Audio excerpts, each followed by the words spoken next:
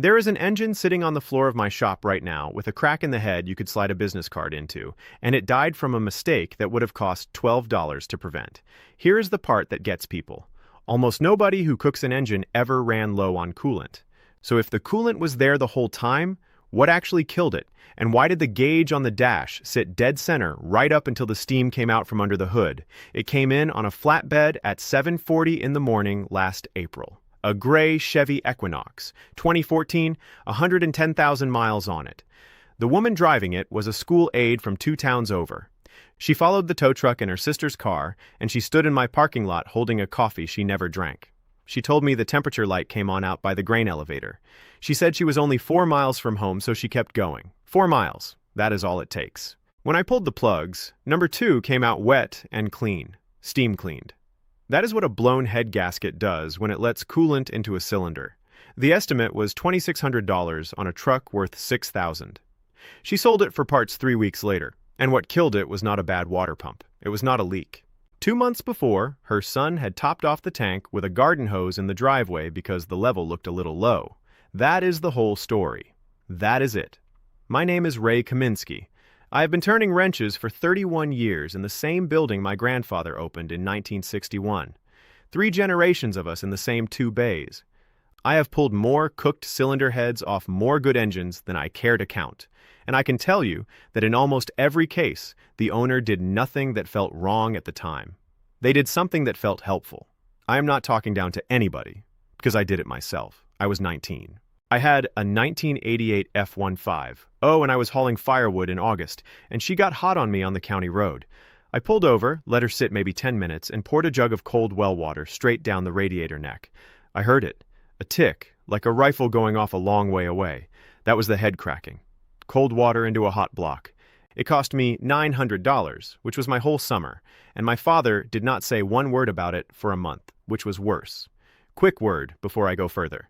The old methods my family uses, there is more of it than fits in any one video. I gathered the whole of it into a book you can buy in our pinned comment below.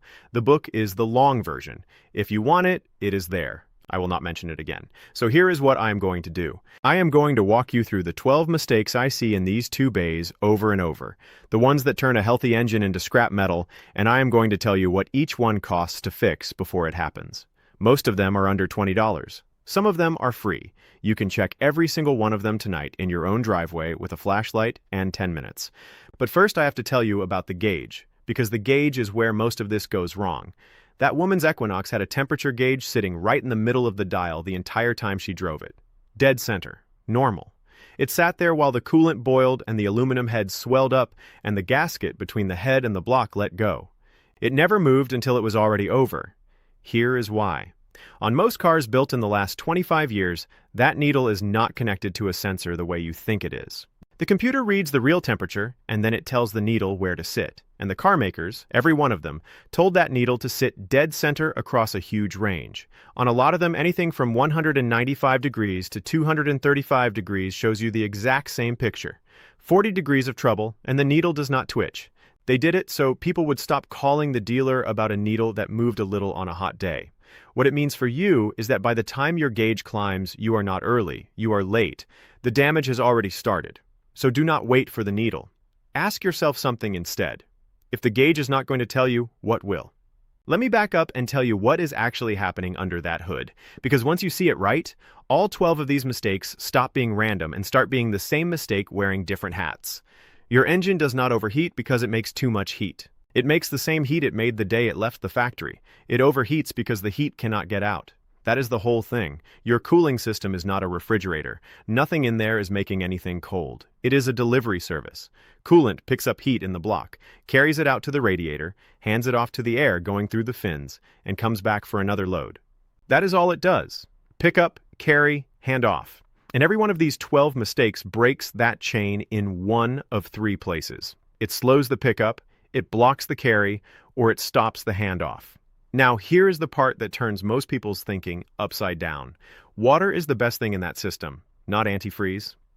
Water. Plain water carries almost twice as much heat as pure antifreeze does, pound for pound. Antifreeze is in there for 2 reasons only. It keeps the water from freezing in January and busting your block, and it carries the additives that keep the metal from rotting. On heat, it actually hurts you. So the fellow who tops his radiator off with straight antifreeze out of the jug because he wants to be extra safe has made his engine run hotter, not cooler. And here's the kicker. Straight antifreeze freezes at about 0 degrees. A half-and-half mix goes down to 34 below, so he made it worse in the summer and worse in the winter, both, with the same jug trying to help. That is the pattern. Almost every cooked engine I have on this floor got that way because somebody was trying to help. It is the same with the old trick of yanking the thermostat out to make it run cooler. I hear it every summer. Take the thermostat out, more flow, cooler engine. It does not work that way. The coolant runs through the radiator too fast to hand off its heat. The computer never sees a warm engine, so it keeps dumping in extra fuel. And you wash the oil off your cylinder walls all winter long. A thermostat is $19. Leave it in. Now let me show you the money, because this is the part that makes me tired. A radiator cap is $12. 2 gallons of the right pre-mixed coolant is about $30. A pack of test strips is $10. That is $52 and about 40 minutes of your Saturday. A head gasket job on a 4-cylinder is somewhere between $1,600 and $2,500 at any honest shop in this country, and that is if the head is not warped past machining. If it is warped, you are buying a head. If the block is cracked, you are buying an engine. So the whole argument is $52 against $2,500. And the shops that sell you a $200 coolant flush on a machine every year are not really the answer either, because a flush on a system that is already full of scale mostly just moves the scale around. What you want is not a service. It is 12 small habits. Here they are. Mistake number 1 is topping off with the garden hose. Tap water has calcium and lime in it. Every time you add it, that mineral cooks out onto the inside of your radiator tubes and the passages in the head, and it builds up exactly like the crust in the bottom of a coffee pot. A layer of scale barely thicker than a sheet of paper insulates your metal like a winter coat. Use distilled water. It is $1.29 a gallon at the grocery store.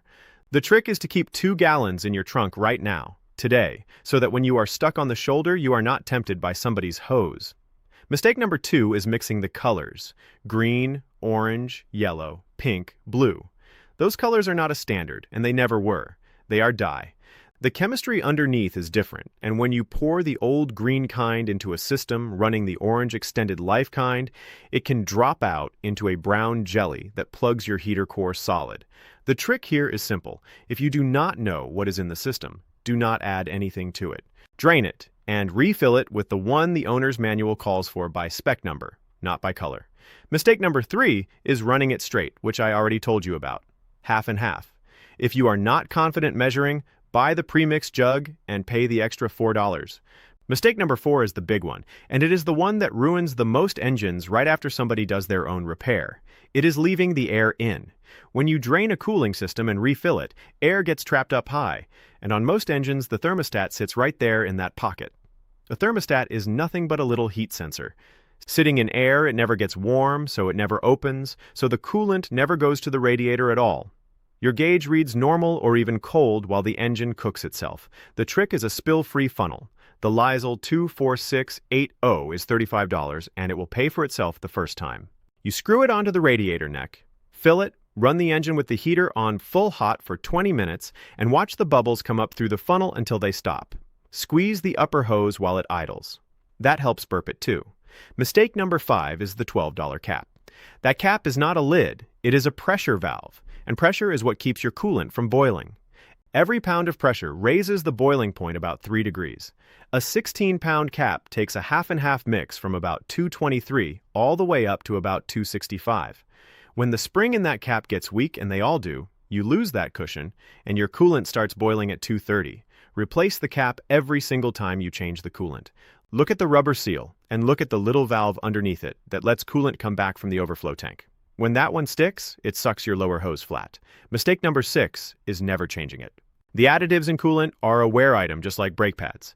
Old green is done in about 2 years. Extended life is done in about 5. After that, the coolant turns acid and starts eating aluminum from the inside, and it makes its own weak electrical current in there that chews up your water pump and your heater core. The trick is a $10 pack of test strips, or better, a multimeter. Black lead on the battery negative, red lead down in the coolant, engine warm. If you read more than 0.4 of a volt, that coolant is done today. Mistake number 7 is the one I made. cold water into a hot engine, and opening a hot cap. Never open that cap until you can rest your hand flat on the upper radiator hose and keep it there. If you are on the roadside and you have to add, get the engine idling first and pour slow. Mistake number 8 is trusting the gauge, which we covered. The fix is $25 for one of those little Bluetooth code readers that plugs under the dash. It shows you the real number. 195 to 220 is normal. 235, pull over. 250, shut it off and call the truck. Mistake number 9 is filling it to the top. There are 2 lines on that plastic tank, cold and hot, and they are there because coolant swells when it heats.